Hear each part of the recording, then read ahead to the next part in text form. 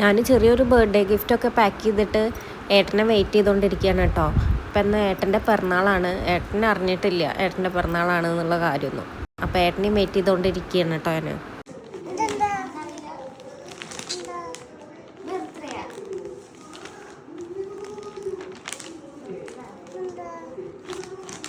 അയ്യോ എടുക്കല്ലേ, പുറത്തേക്ക് എടുക്കല്ലേ, പുറത്തേക്ക് എടുക്കല്ലേ.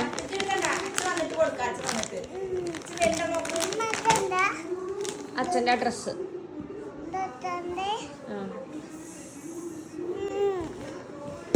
ഏട്ടൻ ഇവിടെ ഇല്ല കേട്ടോ. ഏട്ടൻ നമ്മുടെ കടേൻ്റെ അവിടെ പണി നടക്കുന്നുണ്ട്. അപ്പോൾ അവിടെയാണ് ഏട്ടൻ. അപ്പം ഞങ്ങൾ ഏട്ടനിങ്ങനെ വെയിറ്റ് ചെയ്തുകൊണ്ടിരിക്കുക. ഏട്ടനാണെച്ചെങ്കിൽ പോകുമ്പോൾ ഫോണും കൊണ്ടുപോകാൻ മറന്നിട്ടുണ്ട്. അപ്പോൾ അമ്മ ദേവൂട്ടനെ പറഞ്ഞയച്ചിട്ടുണ്ട് കേട്ടോ ഏട്ടനെ വിളിക്കാൻ വേണ്ടിയിട്ട്. മുഖം കാണുമ്പോൾ എന്തുപോലെ നല്ല ഒട്ടിയാ മുഖം അല്ലേ? പനി പിടിച്ചിട്ട് മുഖമൊക്കെ ആകെ ഒട്ടിയ പോലെ ഉണ്ട്. എനിക്കാണെങ്കിൽ ഇപ്പോഴും ഫുഡ് നേരെ കഴിക്കാൻ പറ്റുന്നില്ല കേട്ടോ. അപ്പോൾ അതൊക്കെ പറഞ്ഞുകൊണ്ടിരിക്കുമ്പോഴേക്കും ഏട്ടൻ വന്നിട്ടുണ്ട് കേട്ടോ. ആരേട്ടന് മെസ്സേജ് അയച്ചേട്ടൻ്റെ പിറന്നാളാന്ന് പറഞ്ഞിട്ട്?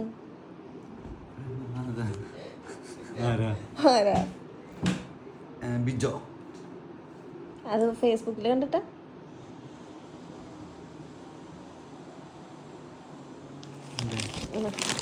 പിറന്നാളല്ലേ ഒരു ഗിഫ്റ്റ്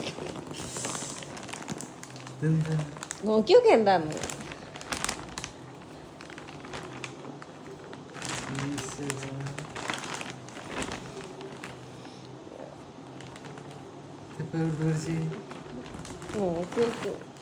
ഓക്കെ ഞാൻ മേടിച്ചു.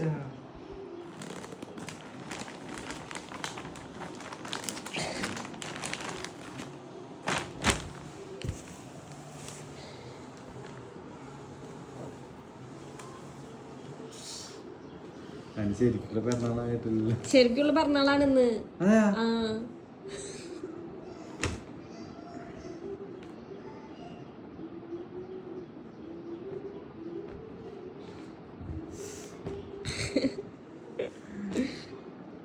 സൂപ്പർ.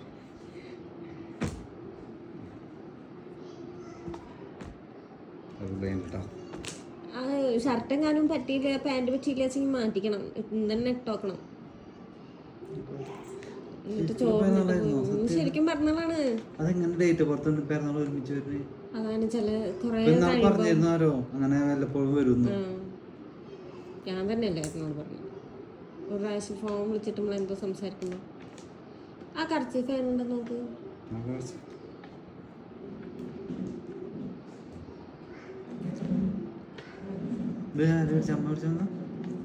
നീ പോയാ?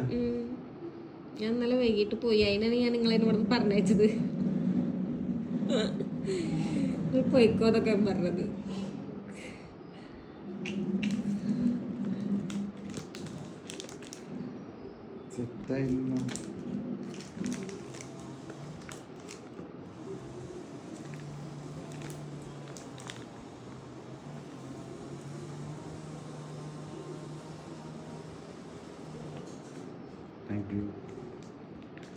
പ്രതീക്ഷിച്ചില്ല.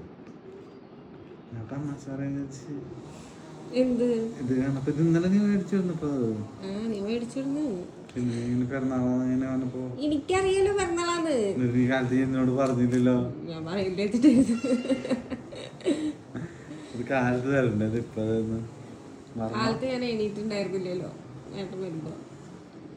അമ്മനോട് എണീറ്റ് കുളിക്കാൻ പറഞ്ഞു. വെയിക്കുന്നുണ്ട് ഞാൻ.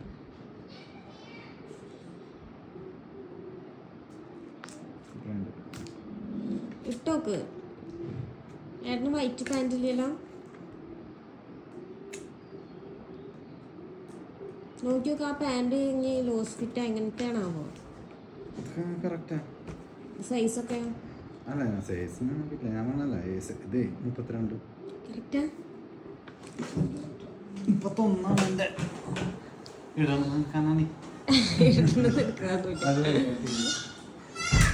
ഏട്ടന് യാതൊരു ഐഡിയ ഉണ്ടായിരുന്നില്ല കേട്ടോ ഏട്ടൻ്റെ പിറന്നാളാണെന്ന്. ഇതിൻ്റെ ഇടയിൽ ആരോ ഇങ്ങനെ ഫേസ്ബുക്കിൽ ഡേറ്റ് ഓഫ് ബർത്ത് കണ്ടിട്ട് അങ്ങനെ മെസ്സേജ് അയച്ചിട്ടുണ്ടായിരുന്നു.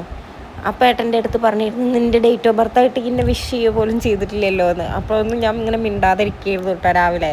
എന്നിട്ട് പിന്നെ ഏട്ടൻ കടയിൽ പോയതിൻ്റെ ശേഷമാണ് ഞാൻ ഇതൊക്കെ റെഡിയാക്കി വെക്കുന്നത്. ഞാൻ തലേ ദിവസമൊക്കെ വാങ്ങിയിട്ടുണ്ടായിരുന്നു. പക്ഷേ ഞാനിങ്ങനെ കൊടുക്കാൻ വേണ്ടിയിട്ട് ഞാനൊരു ബോക്സ് തപ്പി നടക്കുന്നുണ്ടായിരുന്നു. അപ്പോൾ അതെനിക്ക് കിട്ടിയില്ല. അവസാനം ഞാൻ വിചാരിച്ചൊരു നല്ല കവറിലാക്കി കൊടുക്കാമെന്ന് വിചാരിച്ചിട്ട് ഏട്ടനും കടയിലേക്കൊക്കെ പറഞ്ഞയച്ചതിന് ശേഷമാണ് ഞാൻ അതൊക്കെ സെറ്റാക്കണത് കേട്ടോ. പിന്നെ കേക്കൊക്കെ ഞാൻ തലേ ദിവസം തന്നെ വാങ്ങിയിട്ടുണ്ടായിരുന്നു. ഏട്ടൻ ഇന്നലെ വീട്ടിലേക്ക് പോയിട്ടുണ്ടായിരുന്നു കേട്ടോ. ആ സമയത്താണ് ഇതൊക്കെ വാങ്ങിക്കൊടുന്ന് വെച്ചതും സെറ്റ് ചെയ്തതൊക്കെ.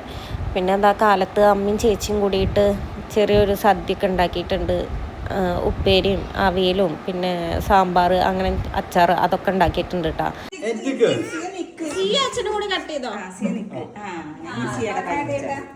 ഹാപ്പി ബർത്ത്ഡേ പറഞ്ഞേ.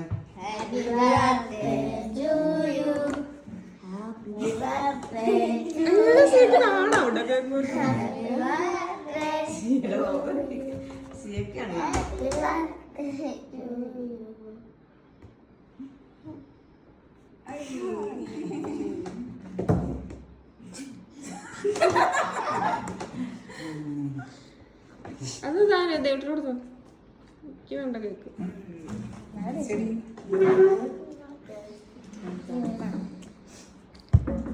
കഴിക്കാൻ തോന്നുന്നില്ല.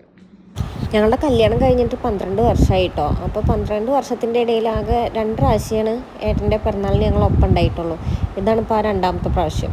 അപ്പോൾ ആദ്യത്തെ പ്രാവശ്യം ഉണ്ടായത് എനിക്ക് തോന്നുന്നു കല്യാണം കഴിഞ്ഞ ടൈമിലാണ് തോന്നുന്നു. എനിക്ക് കറക്റ്റ് ഓർമ്മയില്ല എപ്പോഴാണെന്ന്. പിന്നെ അതിൻ്റെ ശേഷം ഇപ്പോൾ കുറേ വർഷത്തിന് ശേഷം ഇപ്പോഴാണ് ഉണ്ടാവുന്നത് കേട്ടോ. അപ്പോൾ അത് ഏട്ടനിക്ക് ഇങ്ങനെ ഗിഫ്റ്റൊക്കെ കൊടുക്കാൻ ഇഷ്ടമാണ്. അപ്പോൾ ഞാൻ ചെറിയൊരു ഗിഫ്റ്റ് എന്നെക്കൊണ്ട് പറ്റുന്ന രീതിയിൽ ഞാൻ കൊടുത്തിട്ടുണ്ട്. അമ്മയും ചേച്ചിയും കൂടിയിട്ട് ചെറിയൊരു സദ്യയൊക്കെ ഉണ്ടാക്കിയിട്ട് ഇതാ ഏട്ടൻ കഴിച്ചുകൊണ്ടിരിക്കുകയാണ്. എന്താ ഇപ്പം ഉണ്ടാക്കിയുള്ളത്? ഉപ്പേരി ഉണ്ടാക്കിയിട്ടുണ്ട്, സാമ്പാർ, അവിയൽ, അച്ചാർ, പപ്പടം, പിന്നെ ഒരു പായസം, സേമിയ പായസം ഉണ്ടാക്കിയിട്ടുണ്ട് കേട്ടോ.